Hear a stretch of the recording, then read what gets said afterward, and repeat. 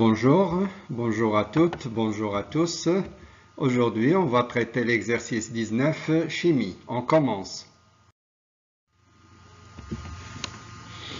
Voilà, donc nous avons ici un acide qu'on appelle l'acide éthanoïque, CH3CO2H, qui réagit avec l'eau selon une réaction limitée. Limitée, ça veut dire non totale, ça veut dire qu'il conduit à un état d'équilibre. Voilà son équation avec les deux flèches puisqu'on a un état d'équilibre. Voilà, la concentration molaire de la solution, c'est 10-2 mol litre moins 1. À l'équilibre, c'est-à-dire à l'état final, le conductimètre, il nous indique une conductivité de valeur 1,6 10-2 Siemens mètre moins 1. La question classique, c'est le tableau d'évolution de la réaction chimique. Voilà. Premièrement, la réaction, on met les deux flèches, donc c'est déjà fait ici. Donc c'est à nous de faire l'équation. N'oubliez pas de mettre les deux flèches puisque c'est une réaction limitée. Alors ici, vous avez un acide, on fait un petit rappel. L'acide, selon Bronsted, il peut donner, il donne un proton dans ce cas, H+, voilà.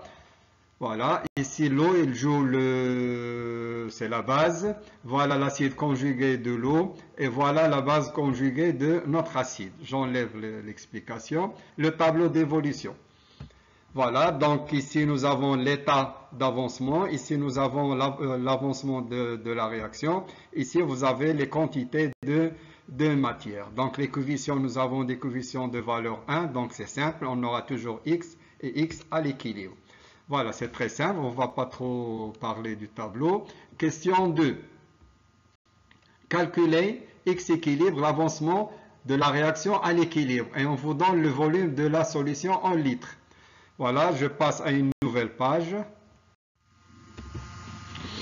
Voilà, donc par définition, c'est quoi la conductivité? Donc on doit faire le bilan des ions. Nous avons deux ions, H3+, et CH3CO2-. Donc la conductivité du premier fois sa concentration, plus la conductivité du deuxième fois sa concentration et tout ça à l'état final, à l'état d'équilibre. Alors on remplace les concentrations par leur définition. La concentration, c'est la quantité de matière sur le volume. Concentration, quantité de matière sur le volume. Pour les quantités de matière, on va les retrouver dans le tableau d'évolution. Donc, dans le tableau que nous avons vu tout à l'heure, nous avons la même quantité à l'état d'équilibre qui est la valeur de X. Donc, la quantité de H3+, c'est X équilibre. La quantité de CH3CO2-, c'est aussi X équilibre. Alors, on peut factoriser par X équilibre. Ce qu'on va faire ici, on aura sigma égale X équilibre fois les conductivités de deux ions sur le volume. Alors, je fais passer le volume et les conductivités vers la gauche et j'obtiens l'expression finale de l'avancement à l'équilibre de notre réaction. Il reste à faire l'application numérique. Voilà, il y a un petit point ici qu'il faut remarquer. Pour la conductivité, vous avez 1,6 10-2. N'oubliez pas, on travaille dans le système international, toutes les conductivités. Alors, le volume doit suivre. Donc, 0,5 en litres, on doit impérativement passer au mètre cube. Sinon, vous n'allez pas trouver un bon résultat. Donc, 0,5, n'oubliez pas de multiplier par 10-3. Et c'est ça le plus important dans l'application numérique. Lorsqu'on corrige, les profs, ils regardent directement est-ce que vous avez converti en mètre cube ou non. Donc voilà la valeur finale, 2,046 10-4 mol. Alors la question 3. Question 3, on vous demande de déterminer la concentration molaire de toutes les espèces. Bien sûr, on ne va pas parler de l'eau, le solvant qui est en excès. Alors, on a déjà fait cette question, donc l'exercice que nous avons ici, 19, c'est le même que l'exercice 18. La seule différence, c'est que dans l'exercice 18, on a utilisé le pH, ici on utilise la conductivité. Voilà, ce sont deux cas de figure. On commence. Du tableau d'avancement, on ne va pas expliquer deux fois, on l'a déjà montré. Du tableau d'avancement, on a la quantité de matière de CH3CO-, ce sont les produits, ils ont la même quantité de matière qui est X équilibre. Voilà, donc forcément, ils ont la même concentration qui est X équilibre sur V. On fait l'application numérique, on trouve 4,08 10-4 mol litre moins 1. Il reste à déterminer le réactif. Voilà, Le réactif, c'est H3CO2H, c'est l'acide, c'est la quantité de matière sur le volume. Et à partir du tableau d'avancement à l'état d'équilibre, quelle est la quantité de matière du réactif? C'est CV moins X équilibre. Alors je divise CV par V, ça fait C, et X équilibre sur V. Et X équilibre sur V que nous avons ici, on peut la remplacer par H3O+, d'accord? Ou bien on peut faire les calculs directement, comme vous voulez. On peut faire les calculs à partir d'ici, ou bien la remplacer par la concentration de H3+.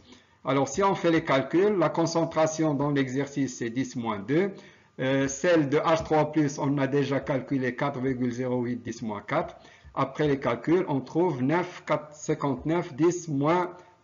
Et comme ça, on a calculé les concentrations des trois espèces chimiques que nous avons dans notre réaction. Alors, quatrième et dernière question. Je passe à une nouvelle page. Voilà, qu'est-ce qui est demandé? Montrer que le quotient de la réaction à l'équilibre s'écrit sous la forme QR équilibre égale H3 plus la concentration au carré sur C moins la concentration de H3O+. Alors, premièrement, on doit rappeler l'expression du quotient de la réaction à l'équilibre. Par définition, une définition, vous devez apprendre ça par cœur.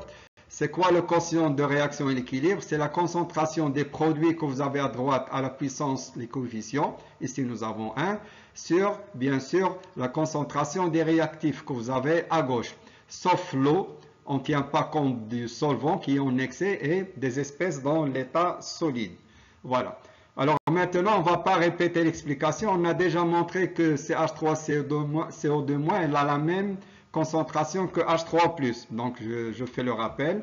CH3CO2-, c'est égal à H3+. Et on a montré dans la question 3 que le réactif CH3CO2H égale à C moins H3+.